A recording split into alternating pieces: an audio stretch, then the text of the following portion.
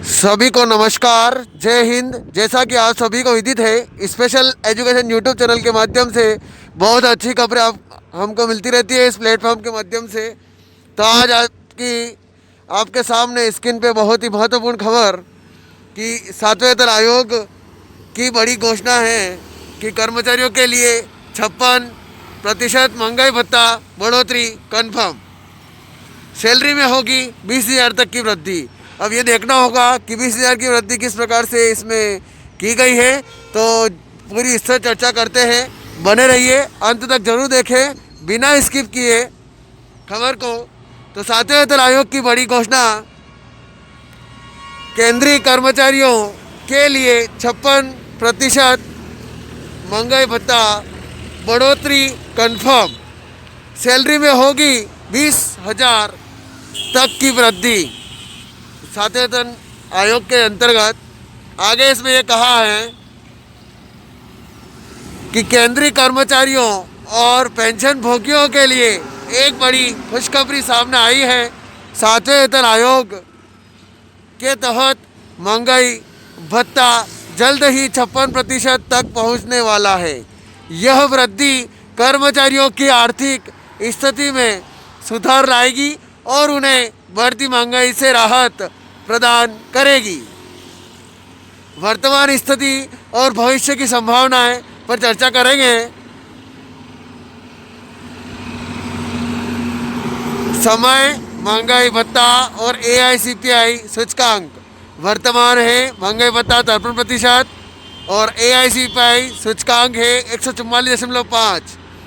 अक्टूबर 2024 55.05% महंगाई भत्ता है और AICPI सूचकांक 144.5। जनवरी 2025 अनुमानित महंगाई भत्ता है 56% और AICPI सूचकांक 145.5% अनुमानित बताया गया है। आगे इसमें यह है महंगाई भत्ते का वर्तमान परिदृश्य। तो वर्तमान में केंद्रीय कर्मचारियों को 53% का महंगाई भत्ता मिल रहा है। अक्टूबर 2024 में उपभोक्ता मूल्य सूचकांक यानी AICPI के आधार पर यह आंकड़ा 55.05% तक पहुंच गया। विशेषज्ञों का मानना है कि जनवरी 2025 तक यह 56% तक पहुंच सकता है। सैलरी पर प्रभाव। नए महंगाई भत्ते का प्रभाव विभिन्न वेतन श्रेणियों पर अलग अलग होगा। मूल वेतन वर्तमान DA 53% और नया DA 56% के हिसाब से देख लेते हैं। तो मूल वेतन है 18,000 और वर्तमान DA 53% में 9,540 रुपये और नया DA 56% के हिसाब से 10,080 और वृद्धि है 540 रुपये की। 56,100 मूल वेतन है। DA 53% के हिसाब से 29,733। नया DA 56% के हिसाब से 31,416 और वृद्धि हुई है 1,683। पेंशन भोगियों के लिए लाभ। पेंशन भोगियों को भी इस वृद्धि का सीधा लाभ मिलेगा।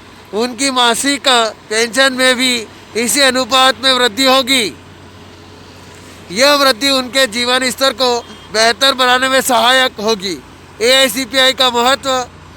तो अखिल भारतीय उपभोक्ता मूल्य सूचकांक महंगाई भत्ते की गणना का आधार है। यह सूचकांक मूल्य वृद्धि को दर्शाता है और इसी के आधार पर DA की गणना की जाती है। घोषणा और कार्यान्वयन।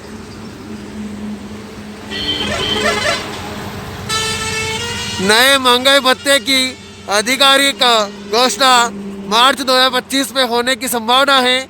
हालांकि इसे 1 जनवरी 2025 से प्रभावी माना जाएगा। इसका मतलब है कि कर्मचारियों को जनवरी से मार्च तक के बकाया का भुगतान भी मिलेगा। आर्थिक प्रभाव। महंगाई भत्ते में यह वृद्धि न केवल कर्मचारियों के लिए लाभदायक है बल्कि अर्थव्यवस्था को भी गति प्रदान करेगी। इससे बाजार में खर्च करने की क्षमता बढ़ेगी, अर्थव्यवस्था को गति मिलेगी, कर्मचारियों की क्रय शक्ति में वृद्धि होगी। सामाजिक सुधार का पहलू। महंगाई भत्ता सामाजिक सुरक्षा का एक महत्वपूर्ण हिस्सा है। यह कर्मचारियों को बढ़ती महंगाई से बचाने का एक प्रभावी उपाय है। इससे उनके परिवार की आर्थिक सुरक्षा सुनिश्चित होती है। भविष्य की संभावनाएं, तो विशेषज्ञों का मानना है कि आने वाले समय में महंगाई भत्ते में और वृद्धि हो सकती है। यह AICPI के आंकड़ों पर निर्भर करेगा।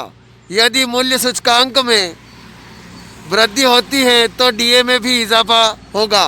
सातवें वेतन आयोग के तहत महंगाई भत्ते में यह वृद्धि केंद्रीय कर्मचारियों और पेंशन भोगियों के लिए एक महत्वपूर्ण राहत है।